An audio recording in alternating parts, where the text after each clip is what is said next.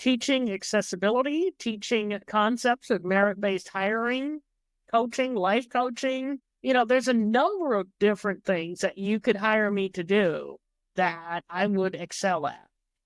Hire people based on their individual strengths and based on how they work.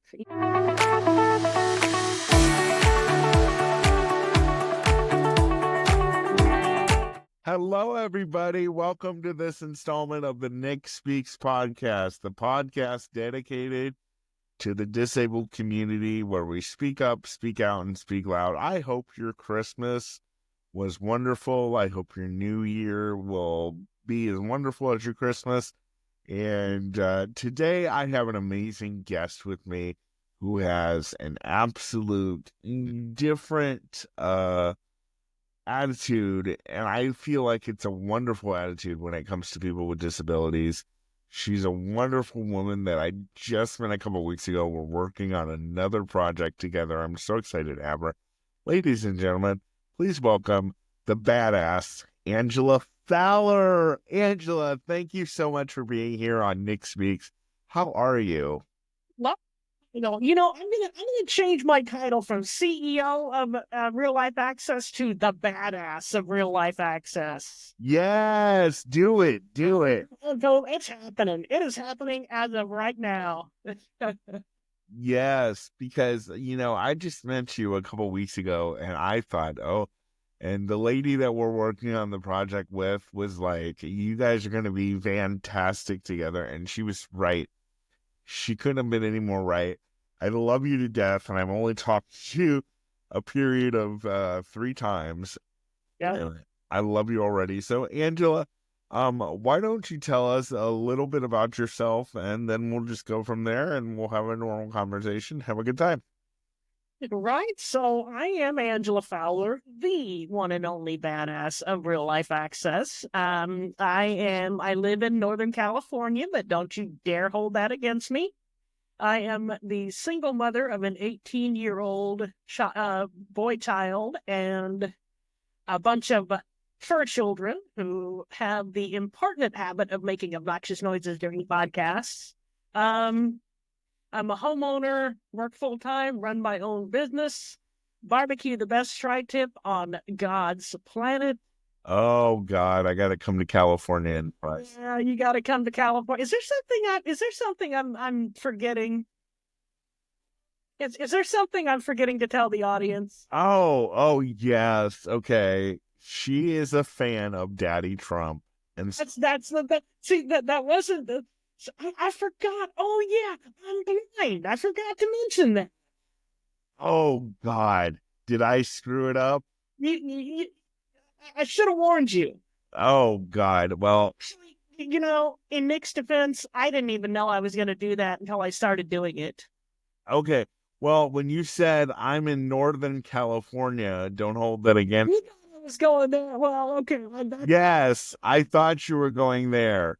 Okay. That was what's it called in literary? That was an Easter egg, but I wasn't planning on it hatching quite so soon. But that's okay. You know what? All cards on the table. To heck with it.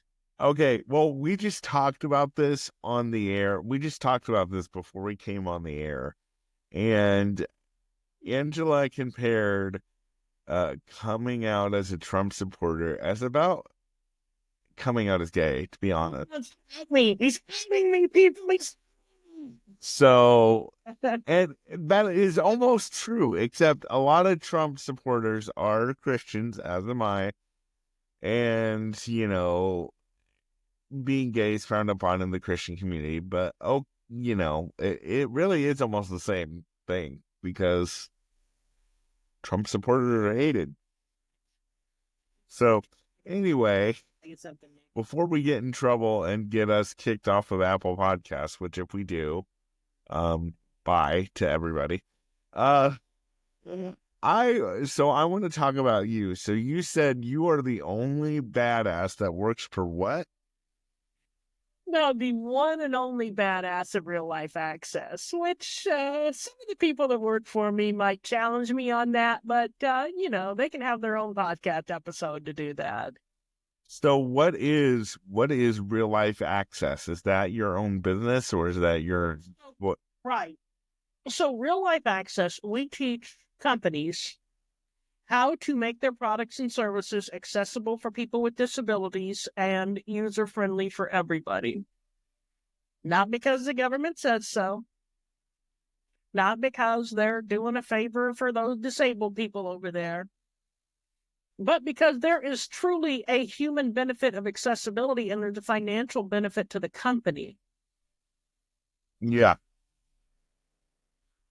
because then you're able to hire disabled people because your company is accessible. An accessible company combined with a merit-based hiring philosophy means that people with disabilities get a fair and equal shot.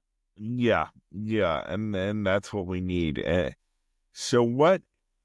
I guess we're going in this direction, and I told you this is just a conversation, so we can go any direction. So what inspired you to start that business? I had a mindset shift. And we joked around about politics, and I'll get to that because there are some genuine, so there's a genuine reason there, a genuine heartfelt reason. Um, in 2021, well, no, let's fast forward. Let's fast forward to the winter of 2020. Okay. The dark, old, stormy winter of 2020. The long dark winter. The long and dark and stormy winter of 2020. Yeah, that's what they called it. When everybody lived in the deep dark forest with witches and warlocks and all those things. Well, my finances at the time were in the deep dark forest. I was drowning in debt. There was more money going out than coming in, and nights that actually consisted of 8 hours sleep were extremely hard to come by. I needed to do something. I needed to get myself out of that situation and into a better job. And besides that, the job I had, am I in your way, Whiskey? We're dealing with dogs here, folks. Well, he wanted to get under my desk, and there wasn't enough room, so he was gently but firmly pushing his way past me. Oh, well, dogs will do that. Yeah, like excuse me, mom, excuse me, coming through here. Yes. Yeah. So, anyway, but I yielded to the big fur face, and now he's happy, so we can go on with our lives. That's good. That's good. The jobs that I had gotten previously had been either because of a job program for disabled people or because I knew somebody that worked in the company. And I knew that neither option was going to work this time. I needed to go out there and get a job on my own. Yeah. So I updated my LinkedIn profile. I got my resume updated and started applying for jobs in accessibility because I'd boned up a lot of accessibility, the technical aspects of accessibility and WCAG and all that shit. And in January of 2021, I got an interview, and I almost didn't go. I almost just sloughed it off. It was Monday of a holiday weekend. Oh God. Exactly. I was feeling discouraged. I was just feeling depressed and discouraged, partly because I'd just gotten an email from a company that I'd had high hopes for, saying we selected other candidates. Oh Lord. That means they never give you any helpful information when they send you those letters. But anyway, but I did. I something told me, stop whining and go to the damn interview. So yeah, I showered up, combed my hair, put on a nice shirt, combed my hair again, and went to the interview. And a month later, I was hired. And the job they talked to me, they found out what I could offer the company, and they actually crafted a job because they needed what I could offer. So they crafted the job to fit my strengths. That's awesome. And that's what we need a lot of employers to do. We need them. I heard a statistic, Angela. I don't know if it's true. Maybe you can verify or disverify. Somebody in my TikTok, on my TikTok comments, said one time, gave me a statistic that said over 90% of people with disabilities are not working. And if that statistic is true, I believe part of it is due to employers will not give. They just look at our disability and be like, bye. Because one of the things that I say all the time is that people with disabilities take time. You can't throw us in a normal 9 to 5 job with a 2-week training and say, okay, do it yourself. What do you think about that? I think it depends on the person with the disability. Remember this: if you've met a person with a disability, you've met one person with a disability. A lot of people with disabilities, given an accessible environment, can just jump in and do the job. Some people need a little bit more training, need a little bit of a longer on-ramp. And So what you're saying is it depends on the person, and not every person with a disability is a Christian. let me just bring it home here, because some people that don't admit they have disabilities need a longer on-ramp too. Yeah, because, not all disabilities are visible. So, and some people may be afraid, and they may say, well, if I tell them I have a disability, I may not get the job. Well, and I'm of two minds about this, because on one hand, in my case, my disability, my lived experience was actually an asset. Yeah. For that job. But if they're going to not hire you just because you have a disability, are they really a company that you want to work for? Absolutely not. There are plenty of other companies that you can apply to, and it takes 100 no's to get to yes sometimes. Yep. People quit the job search too early. I can't even count the number of jobs I got rejected for before I got hired in 2021. Wow. Yeah. Well, what do you think about, like, for example, I went through a 6-hour test where they were having me put little pegs, probably the size of a grain of rice, and a board. It was a time-sensitive thing. And I'm thinking, this has nothing to do with what I want to do. Yeah, well, what's the purpose of that? It, it was a time-sensitive thing, I guess. It was a kind of something that the job of developmental disabilities department. One of those rehab-funded job placement programs. Yes, the one here in the state of Ohio. Right. And it was so pointless. And by the end of that 6 hours, they told me, the person that was contracted through the government agency told me that because I couldn't do these things in a timely manner, she could not see. She kept saying to me, Angela, I'm looking at you in the world of work. And I'm looking, that's all she kept repeating. And she kept saying to me, there's nothing that I can see that you can offer an employer. This is why government-funded programs are failing. Talk about it. They have a script that they must follow. They have a set of regulations, a set of criteria. There's no room for out-of-the-box thinking. There's no room to say, well, okay, maybe you're not good at putting microscopic pegs in microscopic holes within a certain time frame, but you're going to be a hell of a good podcast creator. Yeah.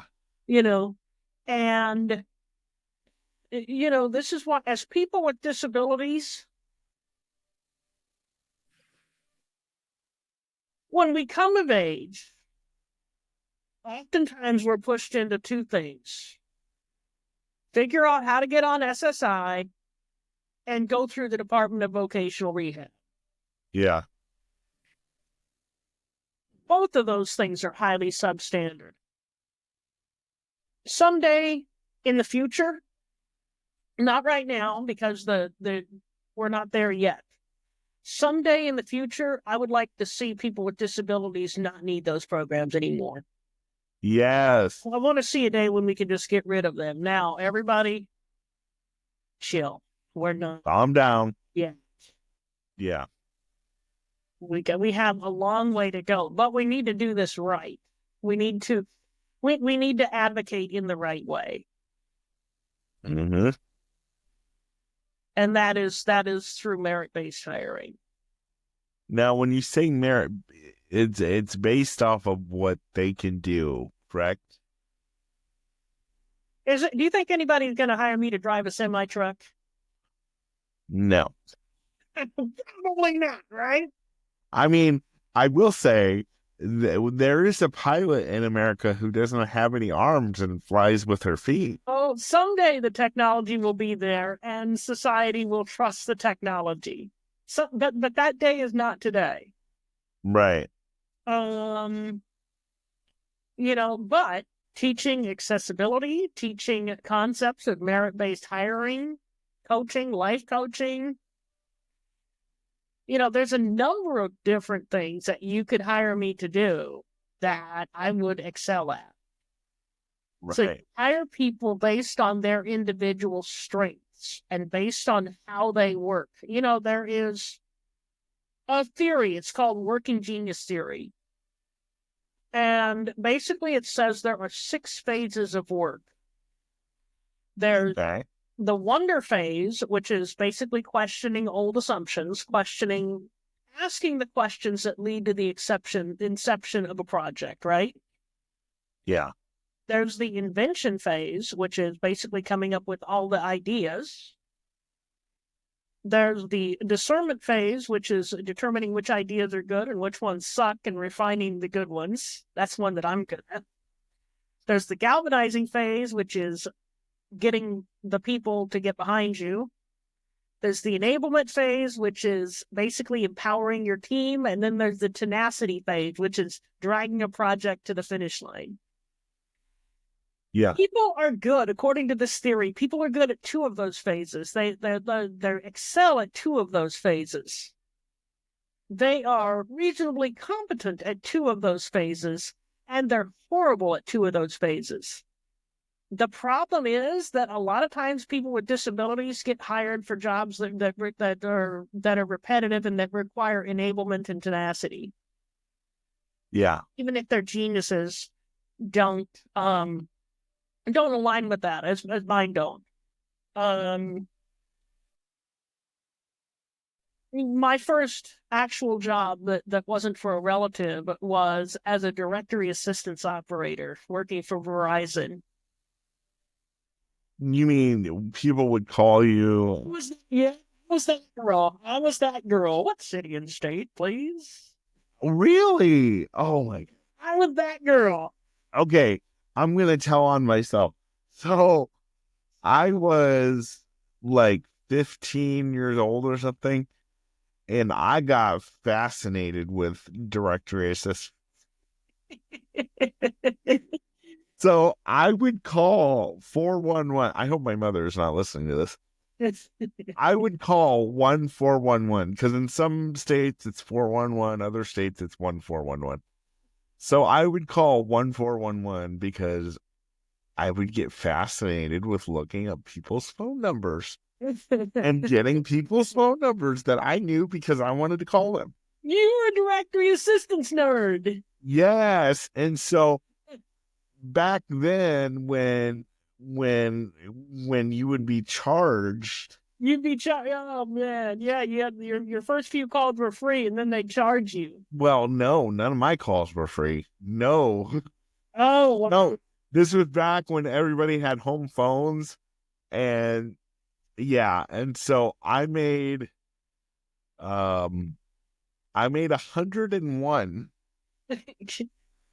directory assistance calls. You couldn't stop at 100. It had to be 101, right? I had no idea. I would just call there every day, 2 or 3 times a day. And I remember exactly what I was eating. I was eating French bread pizza in my bedroom, and my mom came in on the phone. That look of, I'm going to beat you senseless. She was on the phone. I think it was with MCI at the time. And she was like, did you call directory assistance 101 times? I was eating pizza and I just took a bite and I just held it. Was like, We gotta get your mom's side of this story. oh, okay. Well, first of all, she probably won't come on my podcast, but I somehow wiggled my way out of it, and then I got in trouble a year later for the same thing. For the same thing. I made 66 calls. Okay, see, this is our fault, right? This is why our sons, and I'm talking to all the boy moms out there. This is why our sons are so incorrigible, because we let them get away with shit when they're cute and innocent. I don't know what age I was. I may have been younger, like 10 or 11. I said I was 15, but I may have been younger. But yeah, I was. Oh no, My son knows exactly how to manipulate you. Trust me, he does. Mine is 18, and he still knows exactly what buttons to push. They were not. My parents were not easily manipulated. They just wanted to know who made the 101 411 calls. And I had access to the phone because I was a lonely cripple. And for those of you who just freaked out because I called myself a cripple, chill. Oh, you know what? I would rather people go around saying cripple, retard, handicap, all those other words than to refer to people with disabilities as PWDs. What's PWD? It's an acronym that the disabled advocates use to refer to people with disabilities, and it is more dehumanizing than all those words combined. You know, you said something interesting there. We'll get back to the 411. Well, maybe we won't, but because that's pretty much all I got out of it. I got out of the 101 calls and this. So many sons before you and so many that have come along since. Well, see, the 411 calls was my version of, did you watch pornography? So,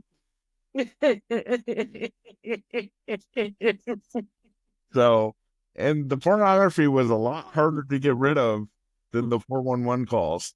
Oh, man. But I want to go back to something you said, because you just said a whole bunch of words that trigger a bunch of people, especially the R word, retard. And I'm going to go ahead and say it because I have a different feeling when it comes to the word retarded. We need to inoculate the population against the R word. Yeah. So we need to get rid of that population or what? We need to have an R word vaccination. So we need to say the R word at least once every 3 months. So we need to have an R word vaccination schedule. Oh, okay. So that they're used to it. Oh, okay. Don't get so Well, because here's the thing, Angela. When I grew up, the word retard was like another word for stupid. It wasn't that's a dumb thing to do. Yeah. I mean, now would I typically go to somebody with a disability and say you're a retard? No, I wouldn't do that because different people have different thoughts on the word and different feelings. But just because different people have different thoughts on certain words and certain phrases does not mean that we need to eradicate it for everybody. You just don't say it around the people that you know are sensitive about it. My dear mother uses the word handicapped. I just have to smile. Handicap. Yeah. Well, see, I don't like all these new words, and we talked a little bit about this. Me neither. I could go the rest of my life without hearing differently abled, and it'll still be too soon. And I don't have disabilities. I have abilities. Ability, yeah, differing ability. What the hell does that mean? I have no idea. My mom is going to hate this podcast of mine if she does listen to it because there's so much cursing in it, but that's okay. Hi, Mom. No, like she don't listen, so it's fine. But yeah, it's just so all these words of differently abled and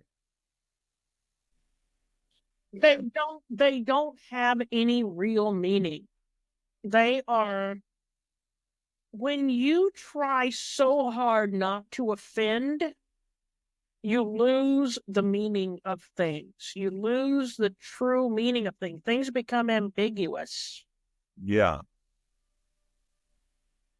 We've gotten to a point in our society, and thank God the trend is reversing. But we've gotten to a point in our society where we can't call things what they are. And Right. when we don't call things what they are, we're not clear in our communication. Things lose their meaning. Things lose their significance. You're amazing. I'm just all of you. We use disability because that's what it is. Yeah. It doesn't necessarily mean that you're disabled or lacking ability in a practical sense, but legally speaking, it's a freaking disability. Let's call things what they are. Yeah. Yeah. Well, and I tell people all the time. Angela, the first part of the word disability is dis. I mean, we get to diss people. We get to, yeah. Hello. I tell people, don't diss my ability. Oh my gosh. That is perfect. Which, it is. It's a play on the word. Don't diss my ability. Having a disability, being disabled in a legal sense, in a medical sense, it does not mean that you are less able. It doesn't mean you're less capable. It means you do things differently. It means maybe there's some things that they still won't hire me to be a truck driver. Okay. But maybe you could be the person on the CB radio. The rule, right? Yeah. But maybe you could be the person on the CB radio that says, hey, get your ass on the, Exactly. Yeah. Why has your ass not started driving? Yeah, exactly. Or, there are, you take a trucking company, there are all kinds of jobs that blind people can do. Driver is not one of them. Yeah. Yeah. No. If somebody asks, what jobs can a disabled person do? That's taking the wrong approach. The right approach, it's better to ask, okay, let's assume that all the disabled people can do all the things until proven otherwise. And that's great. My application to be a truck driver falls in the proven otherwise category. It's the exception that proves the rule. Yeah. Yep. So I want to ask you this question too. This is great. You're gonna be like a recurring guest because you and I just feed off each other. There's another question I want to ask you. So growing up, what kind of support system did you have for achieving your dreams and goals? That is a loaded question. So you mean like home support system, school support system? Just, yeah. Did you, because I had it in neither. I didn't have it in family. I didn't really have it in school. Here's a crazy thing. I didn't even have it in church. Well, church is another can of worms. Oh, God. Yep. Do not pray for me to be able to see. Pray for me to have patience and strength and grace. Jesus. Grace under fire. Yes. But if you pray for me to be able to see, I will pray for you to go away. Oh, but now, why is that? Because I'm sure wouldn't you love to be able to see? No. Really? Here's why. If I was suddenly able to see, I'd have to learn how to do everything the sighted way. I've been doing things the blind way for 40 years. I'd have to do everything the sighted way. And I don't know. I mean, it would be convenient, but it isn't. It's not. Okay, well, here's the thing. It's not necessary. There are Wow. so many things right now that you could pray for me to God to bless me with that would benefit me more than being able to see. The wisdom to approach marketing correctly, the wisdom, the tenacity to follow up with clients. I suck at follow up. Yeah. The wisdom to be a good parent, to be a better parent to my son than I am. The patience to deal with just human beings in general, the grace, the ability to give other people grace when they make mistakes. We make fun of people all the time, but the truth is, people,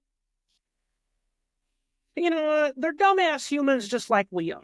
People make mistakes. Pray that God gives me the grace to, while I'm making fun of them, people grace when they make mistakes. Make a point of that. We're not going to stop making fun of them, but pray for us that we give them grace. Yeah, I mean, I'll make fun of you, but I'll give you all the grace in the world. I love that. Oh my God. We were talking about language policing, and oh dear God, the blindness community goes stark raving mad sometimes. Some people, oh, I'm blind, and I fall into that category. I'm blind. I'm not visually impaired. What the hell did that even mean? But some people hate the word blind, and oh, I'm not blind. I'm visually impaired, and I mean, oh, there's going to be World War Blindy breakout over this. I say, look, guys. I am not going to try to police your language, but I reserve the right to make fun of you if you say something dumb. That's awesome. Okay, so which brings me to another question. Did you hear about the lady who intentionally made herself blind? Oh, sweet. Yeah, that was a bunch of years ago, right? Yeah.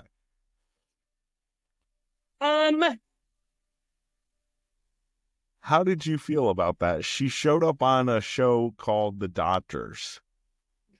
You remember that show? No. It was a talk show that was produced by Dr. Phil. They did a bunch of medical shows. But you know what I'm talking about, right? The woman that made herself blind. I know of the case because there was a lot of uproar about it in the blindness community. And there have been cases where people have wanted a limb amputated. Yep. Cases, it's the same thing. And I don't know. It's a psychological thing. I don't what is causing this this dysphoria. Yeah. This body dysphoria. I don't know. Yeah. It's really sad, in my opinion, that somebody would want to take something that they had been given and take it away from them because they would rather be disabled.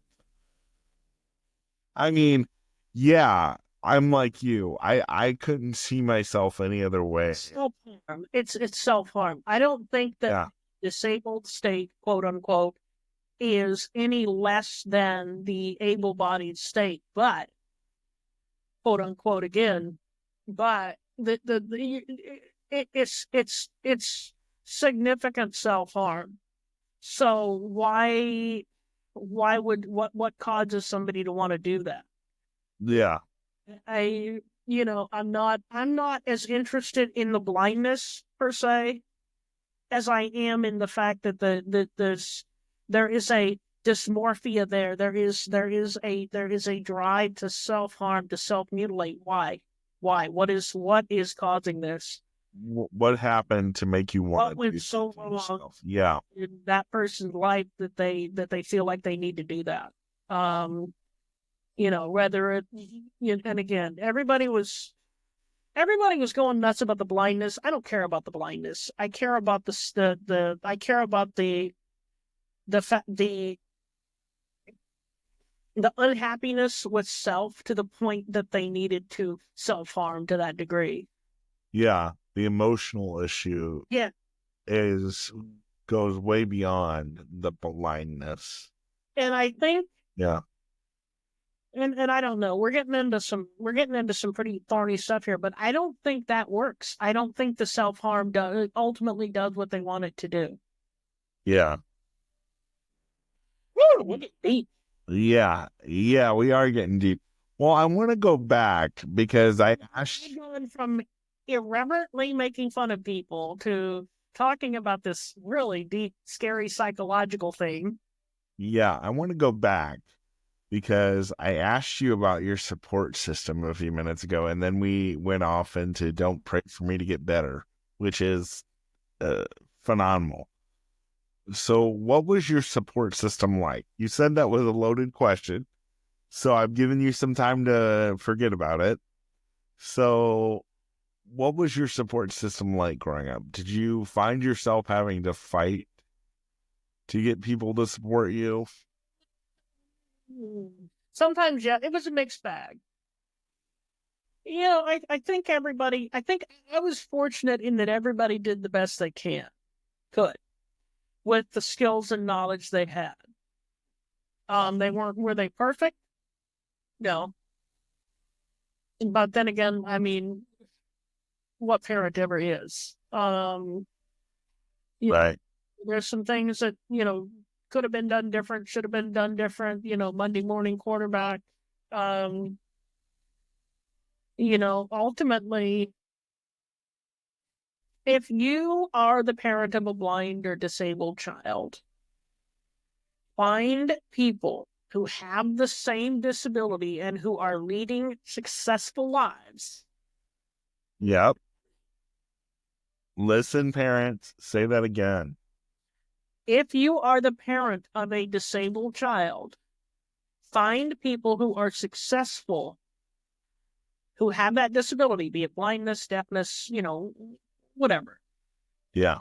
Find people who are making a success of their lives and talk to them. Listen to them. And you don't, right. Go ahead. The medical professionals and many, if not most, teachers, so-called the special ed teachers, they don't know what it's like to have that disability. They don't know what people with disabilities are truly capable of. I had teachers that pushed me. Yeah. Some teachers let me get away with shit, but others didn't. And the ones that didn't let me get away with shit, the ones that pushed me to do what I was capable of doing, are the ones that really had the positive impact in my life. And I'll say one more thing. Yeah. If you're the parent of a child with disabilities, please do not overprotect. Do not. Oh, God. Yep. You know not the harm you do. I know you have the best of intentions. You're trying to look out for your child. You're trying to keep them safe. But really and truly, let them burn their hand on the stove. Yeah. Nothing little cold water won't fix. Come on. Yeah. And if they do that, they're not going to make that mistake again. They'll be able to learn to cook. Yeah. Yeah. Yeah. Now, for those of you in the comments who are going to say, okay, you said let them burn their hand on the soap. Does that mean I should let them run out in front of a semi? No. Okay. Why do people take a statement and blow it up? Because that's what people do. They hear a snippet on the internet. They take a true statement and turn it into something that is just a mutant version of its former self, even if that. Right. I want to go back to what you said about having parents, get around other parents and other people who have the same disability. I want to say too, parents of special needs kids, adults, kids, do not get yourself around the parents who are in the same boat of doubt and negativity as you are. Because all that's going to feed is your doubt and negativity. You need to find somebody who has been in the same boat of doubt and negativity, but who has said, I'm going to get out of the boat. Amen. And I'm going to make this happen. It's not going to be easy, but I'm going to get out of the boat and I'm going to make this happen. And my adult child with disabilities may fall down a couple times, and I may not always be there to pick them up, but I'm going to give them the tools so that they can pick themselves up. So make sure you're around a lot of people who are going to encourage your son or daughter to live on their own, or encourage your son or daughter to learn how to cook their own food, or whatever the case, and feed into that. Because I say this all the time, even though you think you're going to be around for your special needs child every waking moment, you're not. And they need to learn to function without you. And they can't do that if you're going to be a helicopter parent all the time. And I want to address another anticipated comment, right? Absolutely. Because some disabilities are more serious than others. Yeah. And keep gently pushing, keep gently encouraging. Yeah. Come at it with an attitude of, I'm going to help my child achieve their full potential. If their full potential is not living on their own, that will declare itself. Yeah, it will. But do not clip their wings. Yeah.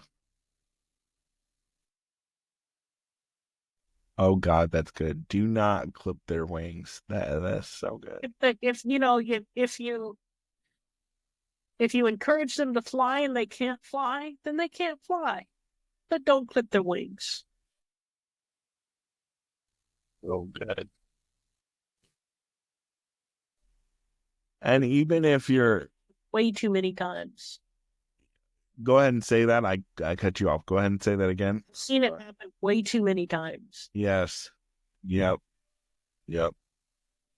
And, a lot of, I've been in contact with some special needs parents, and they say their kids can't do these things, not because they know they can't do them, but because they've been so protective, they won't allow them to try.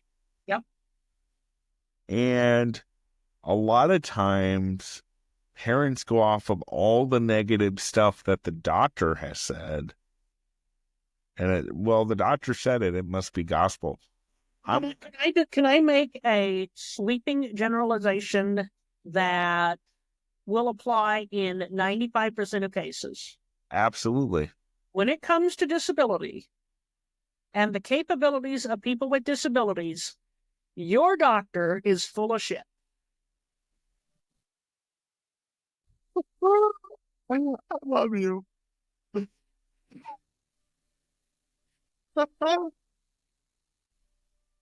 I love you. That's a mic drop. Oh, man. And people, yeah, you're right. Because the doctor is supposed to be the authority. They had the umpteen years of college and the 69 letters, MD, PhD, whatever. But they don't have any real life experience with disability or people with disabilities. Now, there are exceptions. Yeah. I've had I've had eye doctors come to me and say, how do I need to give people something hopeful. If they're going to go blind, I need to refer them to somebody, so they can learn how to live a full life. Yeah. Yeah. I wish more doctors had that attitude. I really do. I don't want to shit on the medical profession, but they make it so easy. Yeah, they do. They do. And I gotta let this stuff. This damn dog has had his head on my lap for the last 10 minutes. Oh, let the people see your dog. If the people will come. He's like 100 pounds. If I lifted him up, well, let me see if I can. No, I'd just screw up the camera if I tried. Yeah, don't hurt yourself and don't screw up the camera. Don't screw up especially don't screw up the camera, right? Yeah. Well, so Angela is going to, I think she's going to get her dog. She's walking off camera right now.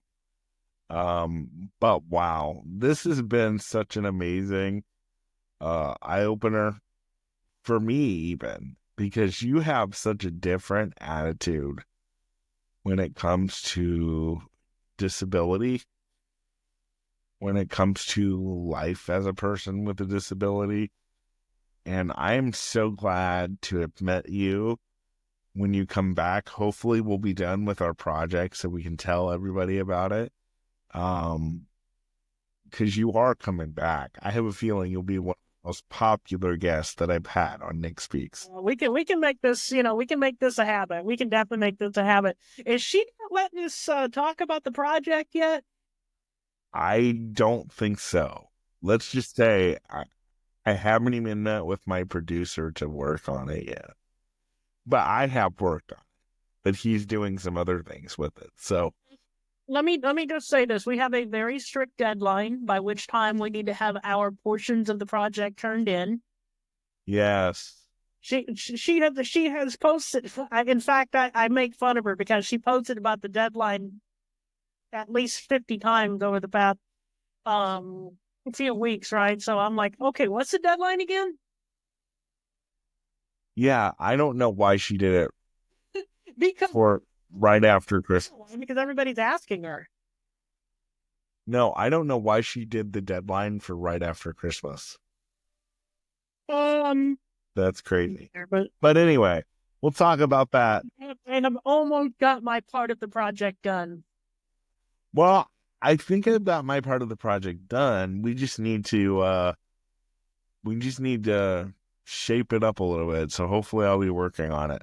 There you go. Today. We'll get it done. With Kyle, my producer. Anyway, this has been so much fun. Any last parting words for the Nick Speaks audience? I just want to say one thing.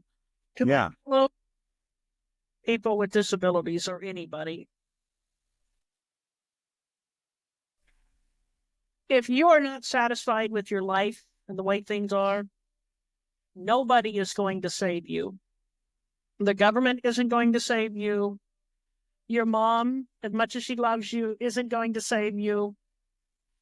The only person that can save you is you. And the good news about that is that you can save you. Be the hero in your own story. Yep. Ask yourself, What can I do today? Even if it's a small thing, even if it's going out and spending some time in God's sunshine, what can I do today to make my life better? My God, I love it. Yeah. Because she's right. Even if your mom and dad love you, and there's some special needs parents, unfortunately, that don't give a shit about their kids. Nobody is going to save you. But you know what a lot of people are going to do? They're going to blow smoke up your ass to make them feel good. Oh my God, you are so amazing. You can get up in the morning and put clothes on? Yeah. Yeah. Well, okay, here's the thing. We said we're going to go, but we just went another area. But so we're going to spend a little bit more time. But here's the thing. I definitely have a hard stop. I have a 10:30 interview, so let's make sure that I... Oh, what time is it now? Because it's 9:55 a.m. 9:55. So I do want to take a break between. So we got about 10, 15 minutes. 10, 15 minutes. Okay. So, and by the way, it's 1 o'clock here because I'm in Ohio and she's in California. You East Coaster never did know what time it was. One of the things is that a lot of people are going to blow smoke up your ass, disabled community, and they're going to say, I can't tell you how many job offers that I've been offered, and I've gotten so excited, and then at the last minute, they cut me off, or they make a bunch of excuses as to why it won't work, or, something just happens. You're going to have a lot of people make you promises, and you're going to end up disappointing.